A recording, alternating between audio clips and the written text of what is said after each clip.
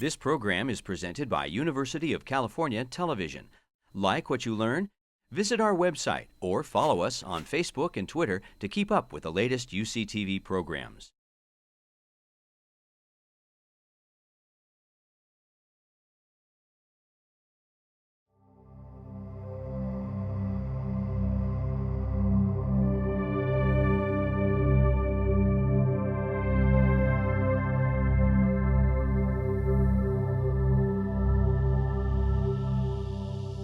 I'm only going to read you poems today since the series is Lunch Poems.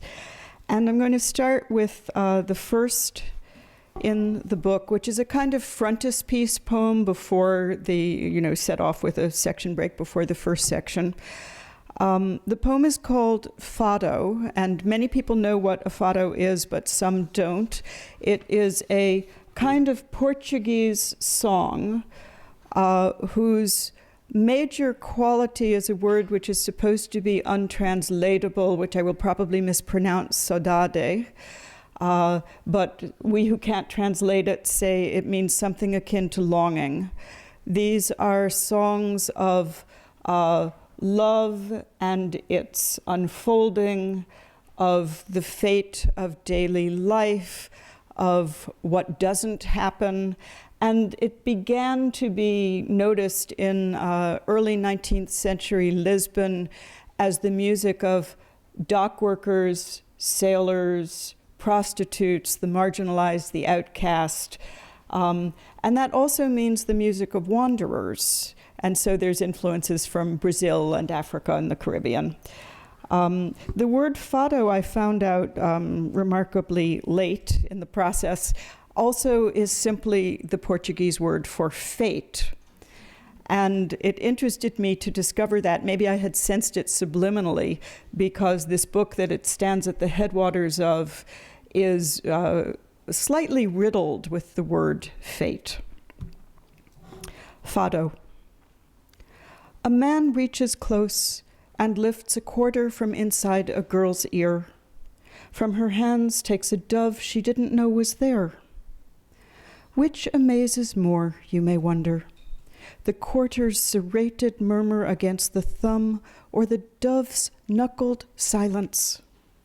That he found them, or that she never had, or that in Portugal, this same half-stopped moment, it's almost dawn, and a woman in a wheelchair is singing a fado that puts every life in the room on one pan of a scale, itself on the other, and the copper bowls balance.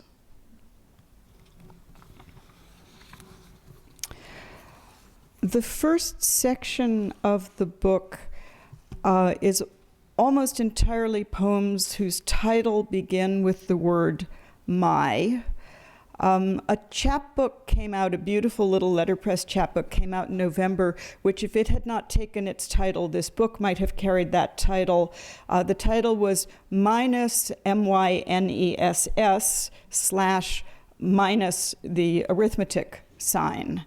And the first minus bows a bit towards Czesław Miłosz's very beautiful tiny poem about overhearing women in a cafeteria talking about, my uncle, my daughter, my dinner, my house. And a poem of great affection for the personal life and our engagement with it. And the minus part, the arithmetic part, has to do with the provisionality of those same selves, their interconnection, their permeability, their perishability. And these poems as a whole are a kind of exploration of those things, although each explores its own thing as well. My skeleton. My skeleton, who once ached with your own growing larger, are now each year imperceptibly smaller, lighter, absorbed by your own concentration. When I danced, you danced.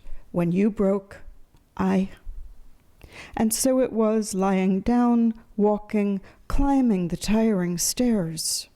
Your jaws, my bread. Someday you, what is left of you, will be flensed of this marriage. Angular wrist bones arthritis, cracked harp of rib cage, blunt of heel, opened bowl of the skull, twin platters of pelvis. Each of you will leave me behind, at last serene. What did I know of your days, your nights? I who held you all my life inside my hands and thought they were empty.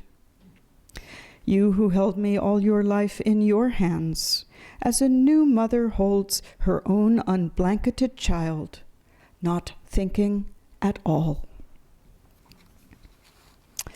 This next one was written after reading in the Tuesday Science Times section about the discovery of a certain protein. And I had to email, it ran in the New Yorker, and they ask you to record poems now for audio feature. And I suddenly realized the night before going into the studio that I didn't know how to pronounce the protein. So I emailed two of my good biology friends, and they both came back saying either way was correct. I would be fine.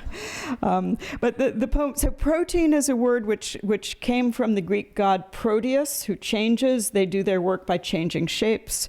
And the poem does wander from proteins for a while in the middle into the microbiome, the great cutting edge of medicine now, I suspect, basically suggesting that we are sustained by all of the many independent lives that happen to live within us.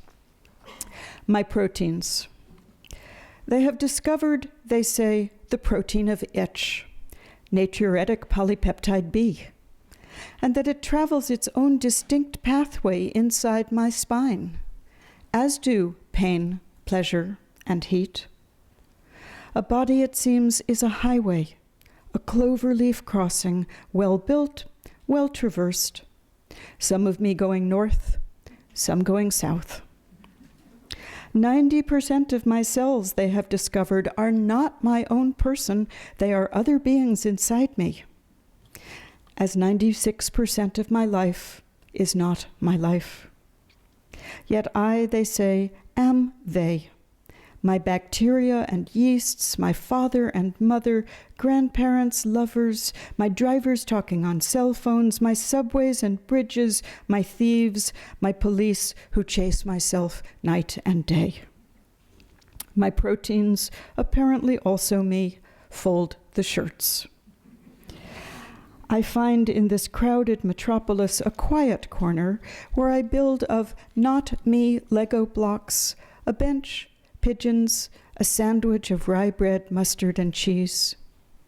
It is me and is not the hunger that makes the sandwich good. It is not me, then is the sandwich. A mystery neither of us can fold, unfold, or consume. I thought about this a lot when I was 7 years old. Here's the peanut butter and jelly sandwich. Here's me. I take a bite. When does one turn into the other? My great ambivalence about the self steps a little more forward yet in this one. Mosquito. I say I, and a small mosquito drinks from my tongue. But many say we, and here I. Say you or he, and here I. What can we do with this problem? A bowl held in both hands cannot be filled by its holder. X, says the blue whale. X, say the krill. Solve for Y, says the ocean, then multiply by existence. The feet of an ant make their own sound on the earth. Ice is astonished by water. A person misreads delirium as delphinium and falls into a blueness sleepy as beauty when sneezing. The pronoun dozes. That's one of, I think, the great unrecognized uses of beauty in our life is when you fall into beauty, the isolated and isolating self dissolves. This next one is a poem of war grief in the shape of an artichoke. My species. Even a small purple artichoke, boiled in its own bittered and darkening waters, grows tender and sweet. Patience, I think, my species. Keep testing the spiny leaves, the spiny heart.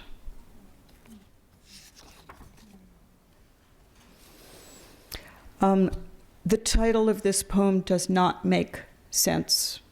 It's left over from when it was a longer poem with a kitchen towel in it. A cottony fate. Long ago, someone told me, avoid ore. It troubles the mind as a held-out piece of meat disturbs a dog. Now I too am 60. There was no other life.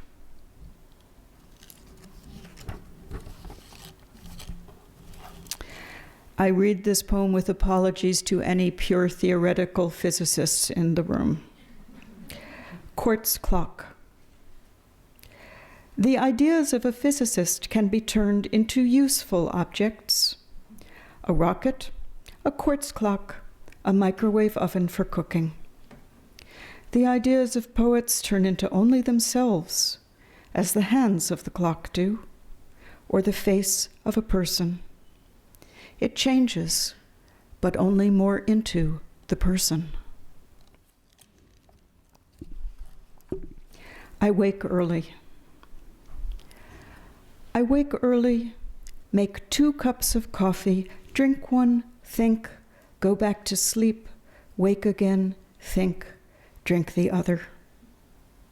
To start a day over is a card game played for no money, a ripe tomato, a swimming cat.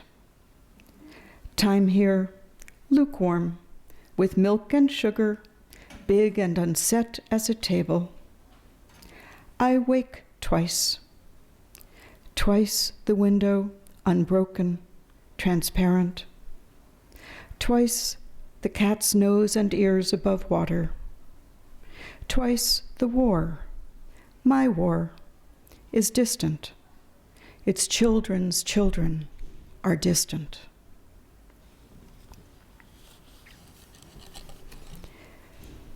In a kitchen where mushrooms were washed.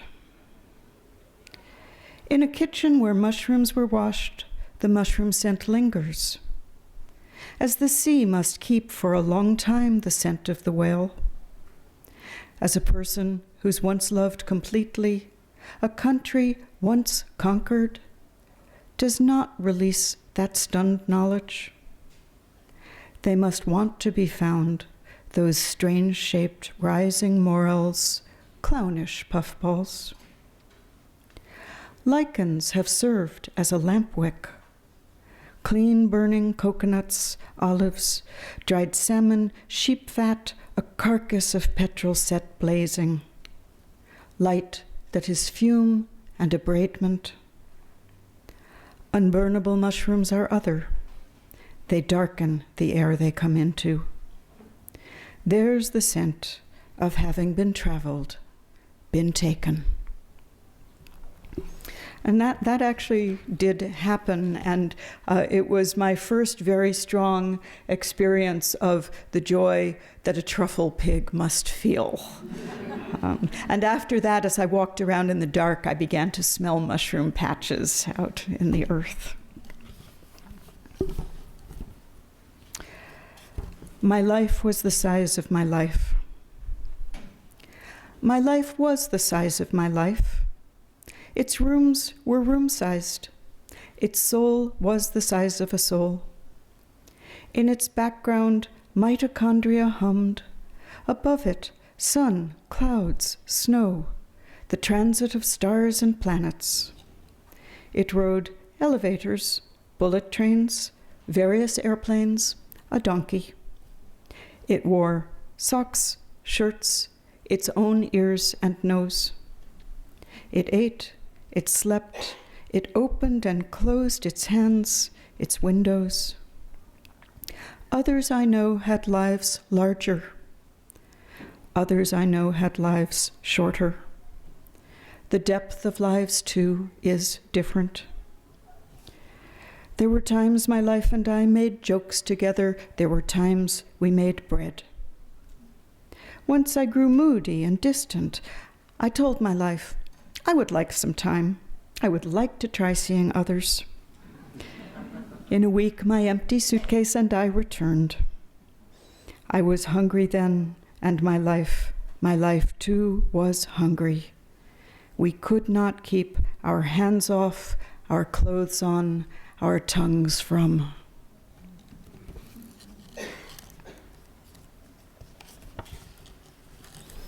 I dedicate this poem to our friends on the East Coast. A chair in snow. A chair in snow should be like any other object, whited and rounded. And yet, a chair in snow is always sad. More than a bed, more than a hat or house, a chair is shaped for just one thing, to hold a soul, its quick and few bendable hours. Perhaps a king. Not to hold snow, not to hold flowers.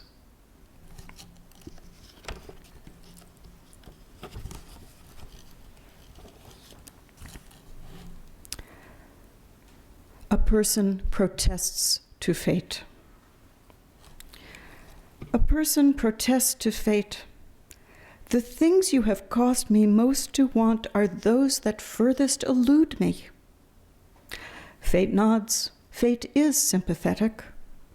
To tie the shoes, button a shirt are triumphs for only the very young, the very old. During the long middle, conjugating a rivet, mastering tango, training the cat to stay off the table, preserving a single moment longer than this one, continuing to wake whatever has happened the day before, and the penmanship's love practices inside the body.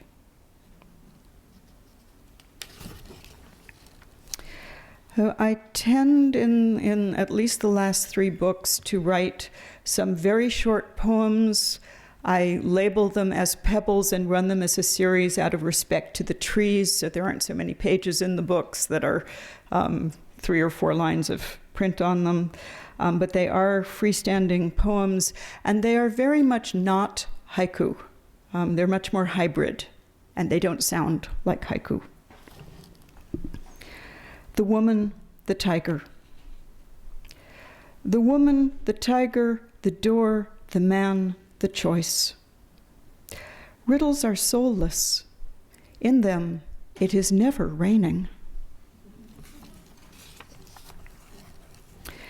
Immigration and hunger. I misread the journalist's sentence. In this human drama, the police ate the supporting actors. And this is the shortest poem in the book. And just because it will go by very quickly, I would like to prime you in a certain direction. Don't think sharks, don't think tigers, think dentist chair. Humbling an assay. Have teeth.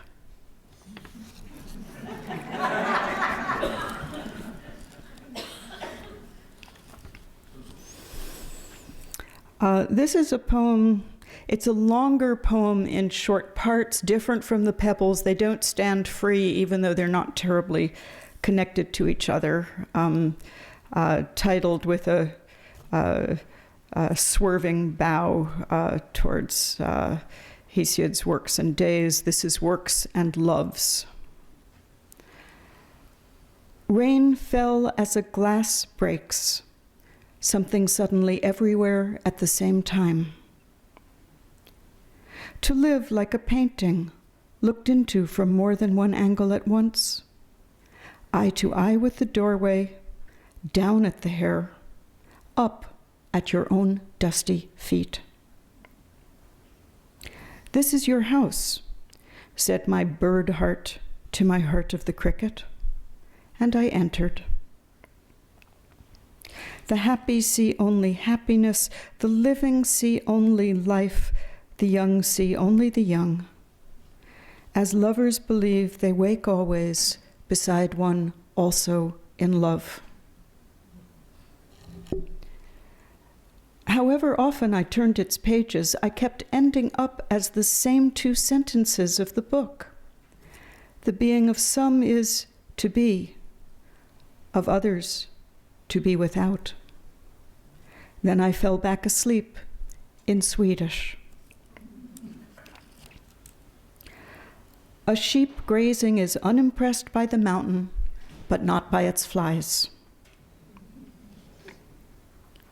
The grief of what hasn't yet happened, a door closed from inside. The weight of the grass dividing and ants' five-legged contemplations walking through it. What is the towel, what is the water changes. Though of we three, only the towel can be held upside down in the sun. And the last from this poem. I was once, said not in self-pity or praise. This dignity we allow barn owl, ego, oyster.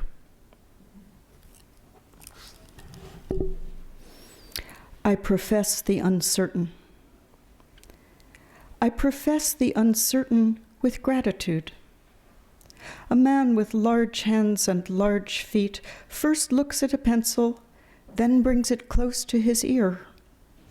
He listens. The day lives briefly unscented, shaken with worn heel glimpses, becomes a shambling palace with walking fishes, a yellow-roofed kindness, the almost untenable premise that between counting 1 and 2, nothing is lost.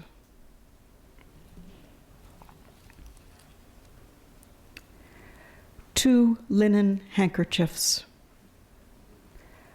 How can you have been dead 12 years and these still?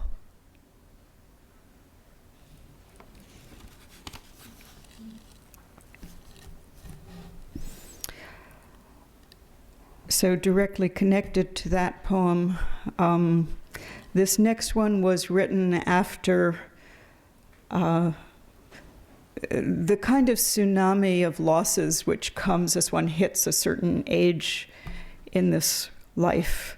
Most of my nuclear family, dear friends, dear elders, fellow poets. 0 plus anything is a world. 4 less 1 is 3. 3 less 2 is 1. 1 less 3 is what is who remains. The first cell that learned to divide, learned to subtract. Recipe, add salt to hunger. Recipe, add time to trees. 0 plus anything is a world. This one and no other, unhidden by each breath changed. Recipe, add death to life. Recipe, love without swerve what this will bring. Sister, father, mother, husband, daughter. Like a cello forgiving one note as it goes, then another. And I will end with the last poem in the book. As you can probably hear, the book is not only kind of veined through with the idea of fate, it's also veined through with either very simple arithmetic or impossible arithmetic. Bob, if you go in my purse, I think there's a lozenge in there. Can you find him a lozenge? Poor thing. So somewhere in the bottom, good luck. It's awful to be at the front of a room and suddenly coughing. Okay, last poem in the book. Like two negative numbers multiplied by rain. Lie down, you are horizontal. Stand up, you are not. I wanted my fate to be human. Like a perfume that does not choose the direction it travels, that cannot be straight or crooked, kept out or kept. Yes, no, or. A day, a life slips through them, taking off the third skin, taking off the fourth. The logic of shoes becomes at last simple, an animal question scuffing. Old shoes, old roads. The questions keep being new ones, like two negative numbers multiplied by rain into oranges and olives. Thank you so much for coming.